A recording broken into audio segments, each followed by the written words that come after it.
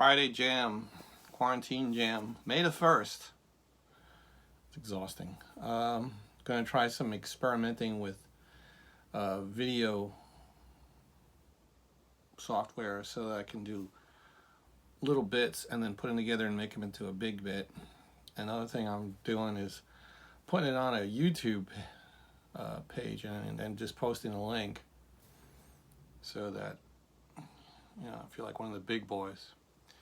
So the first tune we recorded this morning was something called the Norman Toy. It's number 54 in the Cushing Fifer's Companion. It's an old song. I heard it as a kid when my parents bought a Colonial Williamsburg record, and then over the years in Fife and Drum it pops up. And then I, played it really in its entirety for the first time in this past week, to see how it went. It's not a bad tune. It's a really tricky run of bump, bump, bump, bump, you know, that kind of thing, right like 2 measures in, that if you're not paying attention, you're just gonna mess it up. So that took a little going over, but otherwise I thought it was a lot of fun to play. The other tunes I intend on doing today are probably equally as vexing, but you know, it'll be fun. See what the final product is. The Norman Toy.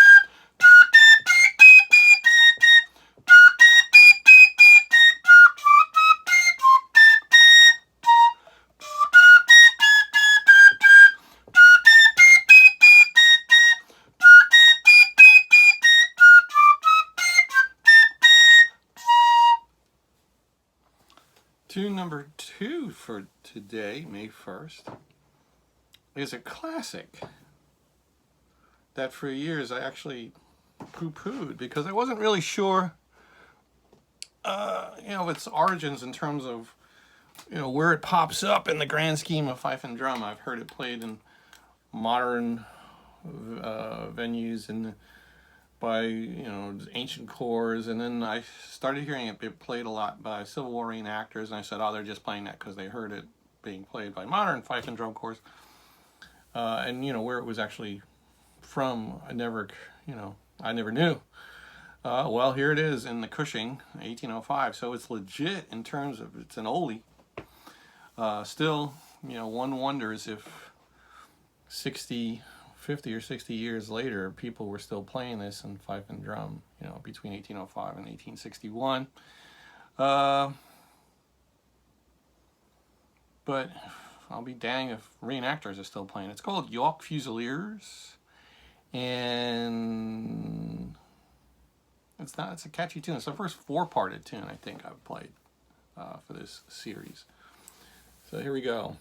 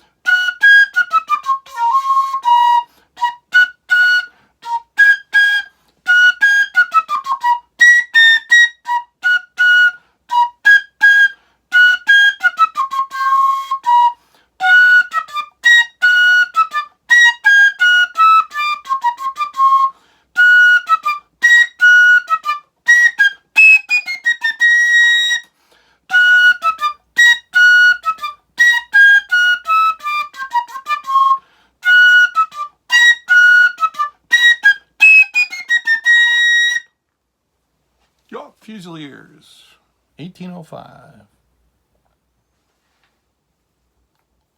For this tune, the last one today, the finale, the red coat Fifer. So I put on the red coat. The red coat,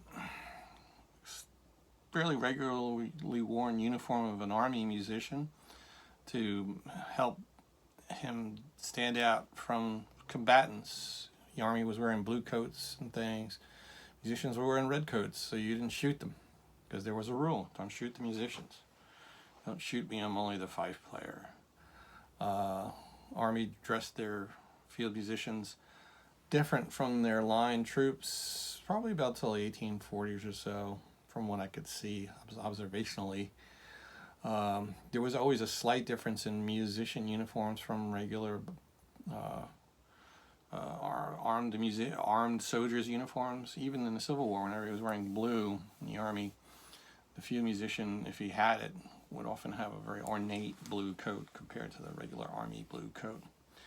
The red coat Fifer is a tune in the book that we've been playing from, the Cushing book. I learned it a little bit as from one of my early fife instructors, a guy named Gus Bade. He arranged it, brilliant arranger of music, and it was the only time I ever saw it, really, until recently, and boom, here it is in Cushing's book. So it's just a little bit from the arrangement I learned, but it's still pretty neat. So the red coat Fifer. Red coat Fifer.